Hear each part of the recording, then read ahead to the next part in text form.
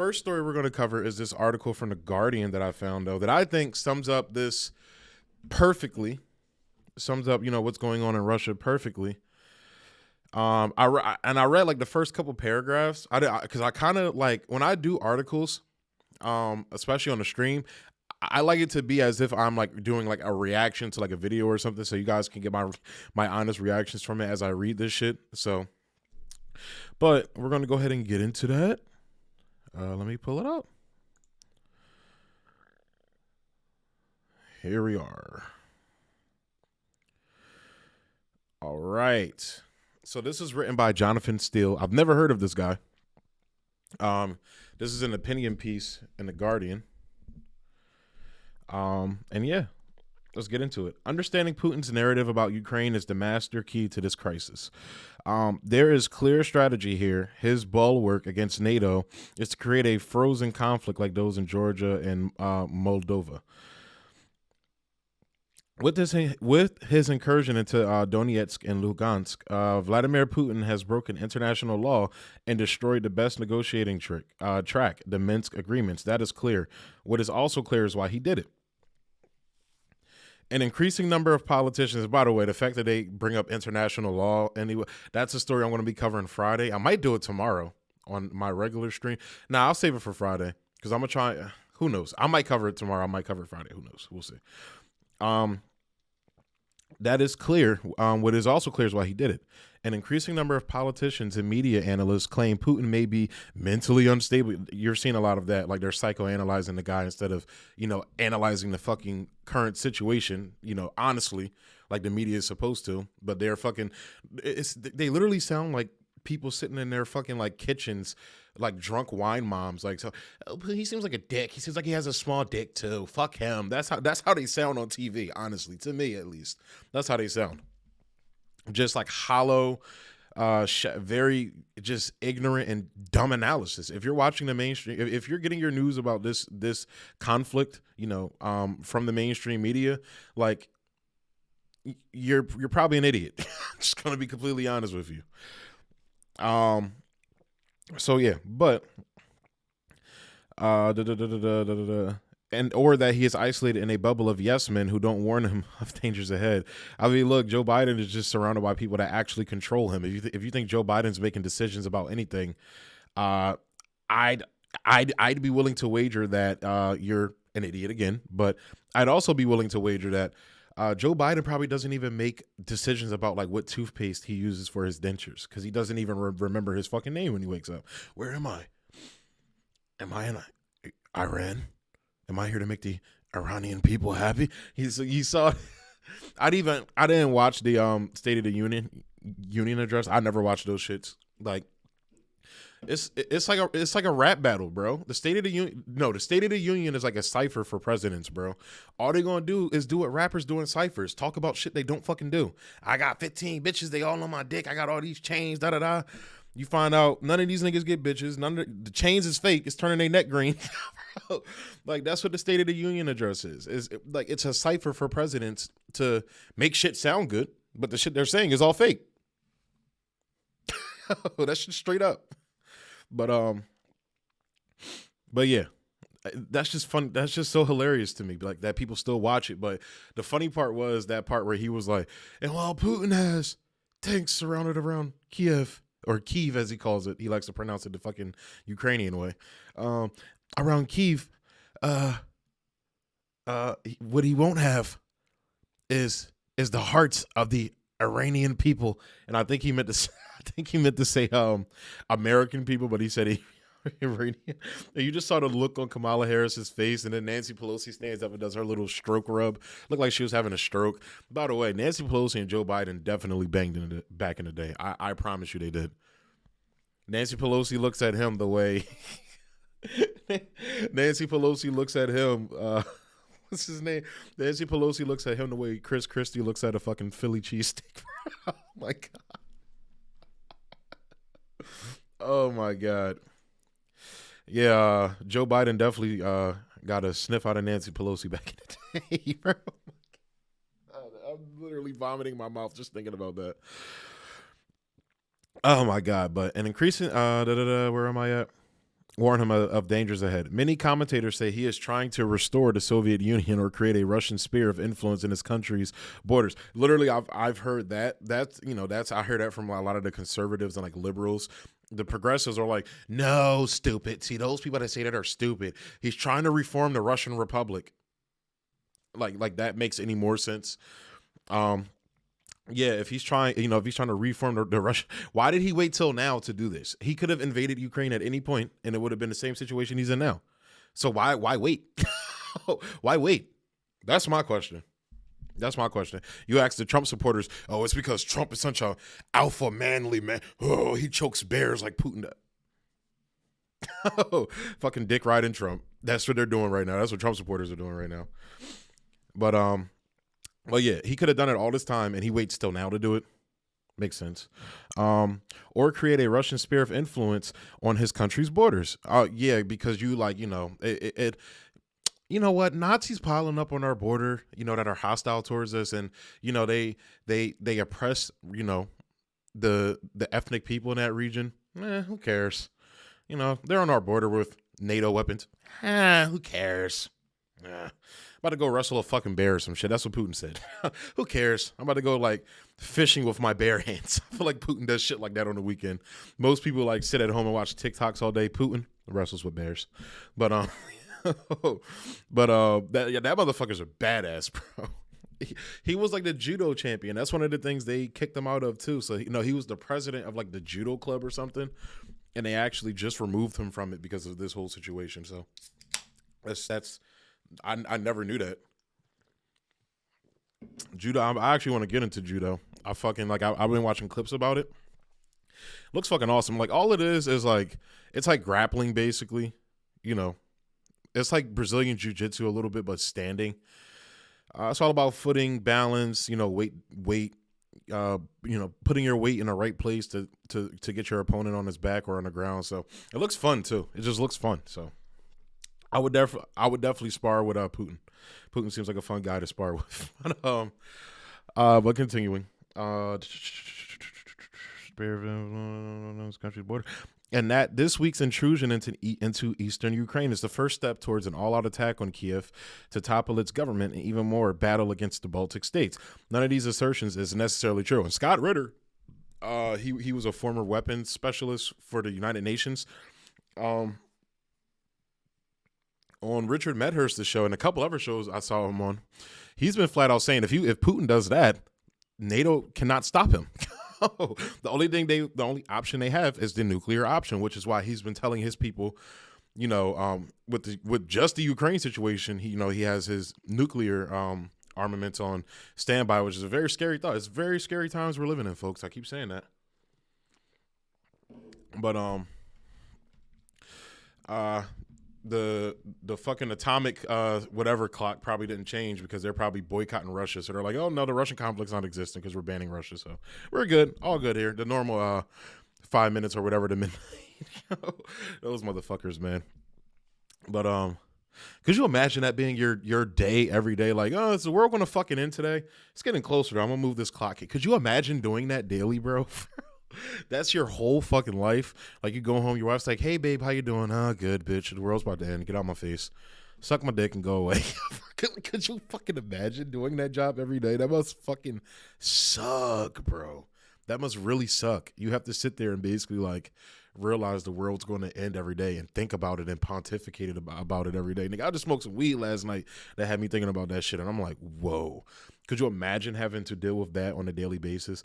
Like I'm fucking tripping balls out of my mind high as fuck. Like, what is life right now? How am I here? How's my name Caleb? I'm thinking about shit like that. Well, who cares? That's not important. The Russian president is a rational man. Oh, yeah. But none of these assertions are necessarily true. Oh, yeah. But like I was saying, Scott Ritter, see, I'm jumping all over the place, bro. But Scott Ritter was talking about how like there would be nothing NATO can do. They're not equipped to fight a war with Russia on the ground. They're just not. And I was debating with a friend about that, and I'm trying to explain it to him. And, people don't want to listen, bro. People are like, you're really seeing, and what I'm going to be talking about the hypocrisy of the left and like just the total brain fart that's been going on with the left for a long time, but especially with this Russia situation, just like it was with the COVID situation and the trucker situation. just complete gone. Like they're calling, like you got leftist saying Russia's the fucking empire. Oh yeah. But the Russian president is a rational man with his own analysis of recent European history. Coming from a former communist, his blaming of Lenin for giving excessive scope to local nationalism and drawing up the Soviet constitution is remarkable. Similarly, his criticism of the way national elites destroyed the Soviet Union in its final years is sharp. Does he want to turn the clock back? People often quote his statement, the demise of the Soviet Union was the greatest geopolitical catastrophe of the century. I agree with that. That is a fact. Even people that didn't like, the Soviet Union and don't fuck with communism, if you go ask a lot of those people in that region, hey, communism's gone, was life better? Is life better after communism? They'll tell you no, life was better when they were living under communism. That's just a fact. And it's because when the when the Soviet Union fell, you had all these fucking ghouls, these libertarian types, people like what the fuck is his name? Not Larry Hoover. I think I'm big meat. Oh, Larry Hoover. What the fuck is his name?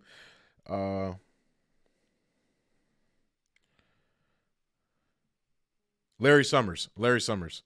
I literally just thought of his name in my head. Larry Summers. Oh shit, my guy Millie Flights is live too.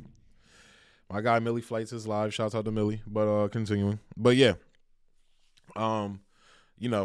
They had all these ghouls coming in. Jeffrey Sachs was involved too, even though I agree with a lot of the shit he says. I didn't know he was involved with that shit. And you have economists that literally what they say happened to Russia was tantamount to they called it economic genocide. Well, that's literally what a lot of economists called it. So you have that. And so that's why, I agree with him saying that. I agree with that statement. That is a fact. But continuing, but it bears pointing out that he enlarged on it later, saying anyone who doesn't regret the passing of the Soviet Union has no heart. Anyone who wants it restored has no brains. And there's, I'm still, and like I said, I'm still learning about, the Soviet Union and things like that, because it's always been, I got into politics through the more like, I would say liberal lane and shit like that when I first started getting into politics. Then when I started this channel, it was because I started to get more into the lane of the social democratic stuff and went through Bernie, even Tulsi, all these different people. And finally, I'm inching closer to calling myself a Marxist-Leninist. But I don't call, the reason why you don't hear me call myself that on the channel is because I like to know the shit that I claim to be in and out. Like I'm a rapper. I know rap in and out. You feel me? I'm a film director. I know film in and out. I don't like to call myself shit that I don't know about. That's what a lot of these fucking clowns do on Twitter, which is why you see them saying the bull. Like I'm somebody that I'm not a Marxist-Leninist, and I know more, like not necessarily know more, but I abide by the shit more than these motherfuckers do. It's shocking to see, bro. Like this book, I'm reading this book right now. Lenin's book, Imperialism, the Highest Stage of Capitalism. I just bought this book. You can see it's used and shit. I bought it from Better World Books. They're actually really good. I don't mind my books looking like this. I just want the information that's inside of it. And I like reading actual books. I don't like, the phones and shit. But I'm reading that book. But before it came in, it actually just came in yesterday. Before it came in, I was reading excerpts and, peeping speeches and lectures about that work and everything like that. And like the fact that you have Marxists and people that call themselves socialist and Marxist and Leninist and all this other shit, they have the hammer and sickle in their bios and shit. The fact that they call Russia an empire and they claim to be a Marxist Leninist is just the funniest shit you will ever see in your life, bro. It is the funniest shit you will see in your life. I promise you. But continuing. Has no brains. It is crucially important for those who might seek to end or ameliorate this crisis to first understand his mindset. What happened this week is that Putin lost his patience and his temper. Putin woke up and chose anger. That's going to sound like he is furious with the Ukraine government. He feels it reportedly rejected the Minsk agreements, which would give they did it twice, which would give the Ukrainian provinces of Donetsk and Luhansk substantial autonomy. He is angry with France and Germany, the co-signatories, and the United States for not pressing Ukraine's president, Volodymyr Zelensky, to implement them. He is equally angry with the Americans for not taking on board Russia's security concerns about NATO's expansion and the deployment of offensive measures close to Russia's borders. So let's look at our special little fun NATO map again. Let's look at our fun map again. Anytime, like, this is, just show people this fucking map, dude. And say, imagine if this was the fucking United States. Look at that. That's not really a good one. Here we go. This is the one. It's better. Look at that. Since 1999, they added Poland. They added like 15 countries since 99, I believe. Or since the fall of the Soviet Union itself. I apologize about that. Look at that. All these fucking countries they added. It's fucking nuts. It's fucking nuts. And they're right there. And now they want to add, and now they want Ukraine and Georgia. It's fucking nuts, dude. The United States would never allow something like this to happen to them. I don't get how these fucking knuckleheads that are saying this shit about Russia's empire. I don't get how you look at this map and think that's okay. I really don't.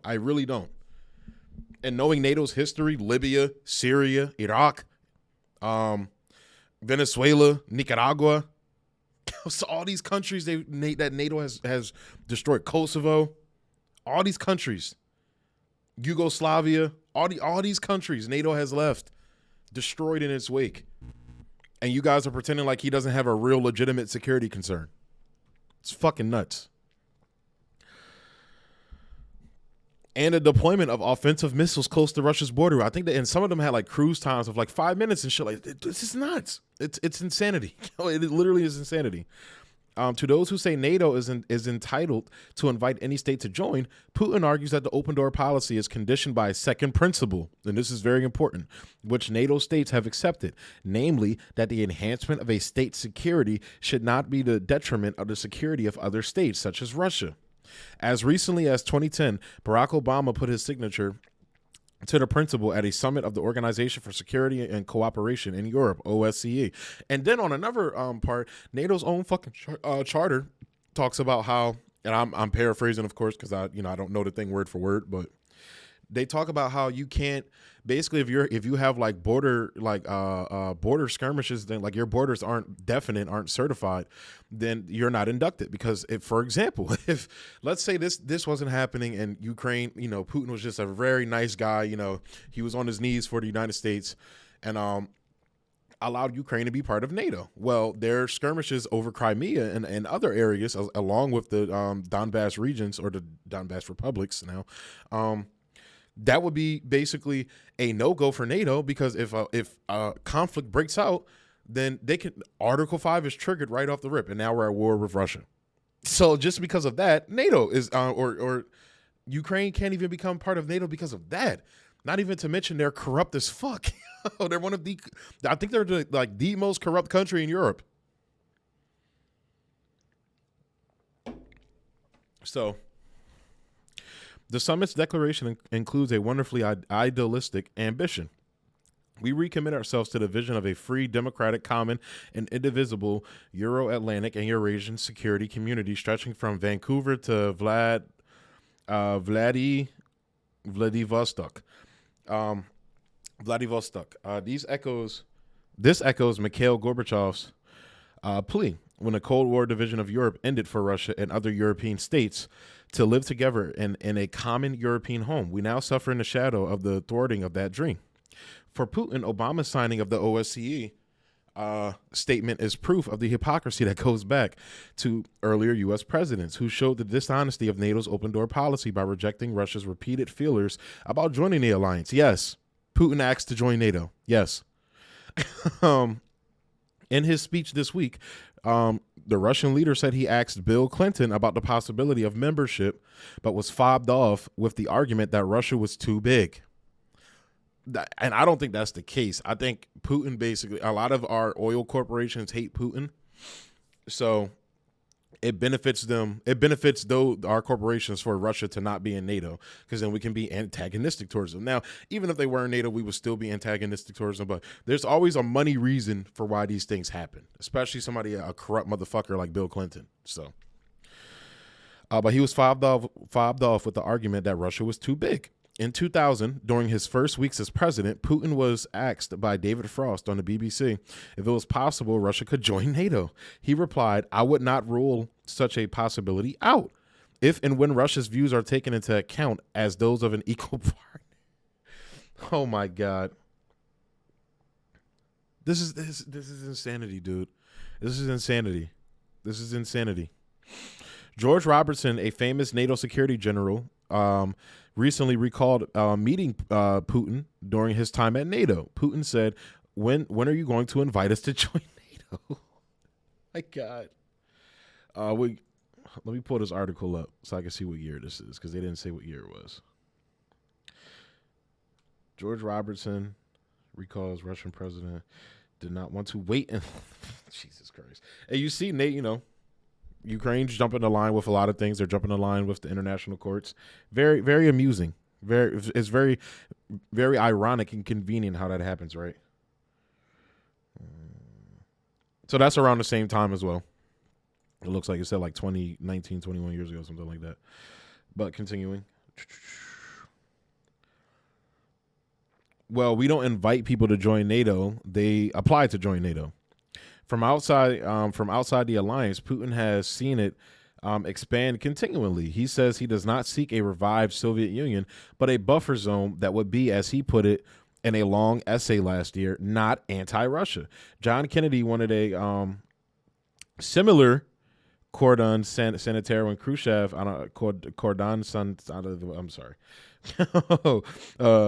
when Khrushchev tried to put nuclear missiles in Cuba in 1962.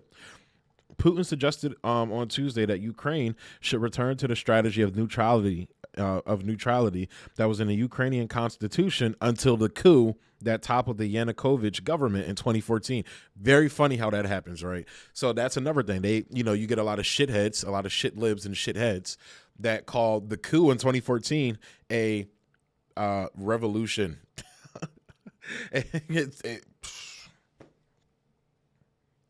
Like, we already have Victoria Nuland like on the phone, like basically confirming this was a coup and handpicking, the government, the incoming government. That boxer they've been showing all on TV and everything. Oh, look at he used to be a world heavyweight boxer. Now he's fighting alongside it. Yeah, that motherfucker was. Victoria Nuland said he can't become president. Now, she didn't say this on the phone, but one of the reasons he couldn't become president is because he's one of these ultra nationalist fascists that are aligned with the people like the Azov Battalion. So again, and I also hear people talk about, well, Russia has Nazis in its ranks too. They're not dictating the policy of the government like in Ukraine. I'm pretty sure America has neo-Nazis. They don't think about shit when they say it. I'm pretty sure America has people we would describe as neo-Nazis that are in our military. Now, given how y'all felt about Trump, you can make the argument that that the United States was a Nazi control. I mean, shit, even with Biden. I think Biden is more racist and more of a white supremacist than Trump was. Yeah, I said that shit. But you can make the argument about the United States being that. The reason why we're saying that Ukraine is a country that is infested and in part being controlled, and not even in part being controlled by those elements, is because anybody that gets into office, whether it was the president, the president that took over after the coup, I always forget his name, and the president now, Zelensky. Like, there was points where they said Zelensky was telling them to stop shelling the Donbass region, and those niggas threatened him with a coup. They say, sit your ass down or we're going to coup you too, motherfucker. So that's the difference. But you can't, these dickheads just say shit because they're programmed. Putin bad, Russia bad. That's why I say we're in a new Cold War, and liberals they're taking, when it comes to Russia at least, they sound like fucking conservatives. They sound like the conservatives when they talk about China. It's insanity. And a lot of liberals and progressives and shit, they have the same feelings towards China as well. Trust me, I know them. I talk to them. But continuing. Where am I at? So yeah, 2014, that was a coup. In 2014, and brought pro-U.S. nationalists to power. Nazis. After all, a majority of Ukrainian MPs then believed that the country's fragile unity would be more secure if it was not pulled and pushed by rival pressures from Moscow and the West. So basically, Putin's saying, look, both of us won't interfere. We both step out and leave them the fuck alone. They're neutral. The United States says, see the way our coups work, fuck that. We're going to install a government that's pro us, fuck you. And we're going to funnel weapons into your country. What are you going to do about it, bitch? That's what they said to Putin and Russia. And Russia being Russia, I'm surprised they sat aside for as long as they did. They were very patient and tried the diplomatic path, which is what I keep trying to explain to people. But continuing, put the country's fragile unity, if not put, all right, bet. NATO's stance over membership for Ukraine was what sparked Russia's takeover of Crimea in 2014, where the people of Crimea actually had a democratic, what is it called? Not a recall. They basically had a vote saying whether they wanted to become part of Russia or not. 95% of the people there voted that they wanted to be part of Russia, and that is what happened. So people that tries to frame it as like this, an imperialist takeover they're fucking liars and they're being duped. Putin feared the port of Sevastopol, home of Russia's Black Sea Fleet, would soon belong to the Americans. The Western narrative sees Crimea as the first use of force to change territorial borders in Europe since the Second World War. Putin sees this as selective amnesia, forgetting that NATO bombed Serbia in 1999 to detach Kosovo and made it an independent state. Convinced that NATO will never reject Ukraine's membership, Putin has now taken his own steps to block it by invading Donetsk and Luhansk. He has created a frozen conflict, knowing the alliance cannot admit countries that don't control all of their borders. Frozen conflicts already cripple Georgia and Moldova, which are split by pro-Russian statelets. Now Ukraine joins the list. There is speculation about what will happen next, but from this standpoint, it is not actually necessary to send troops further into the country. He has already taken what he needs. And in here, he doesn't talk about the Nazis, which is why I think they're continuing to push it to the city. So, yeah, man. So that's the article from The Guardian.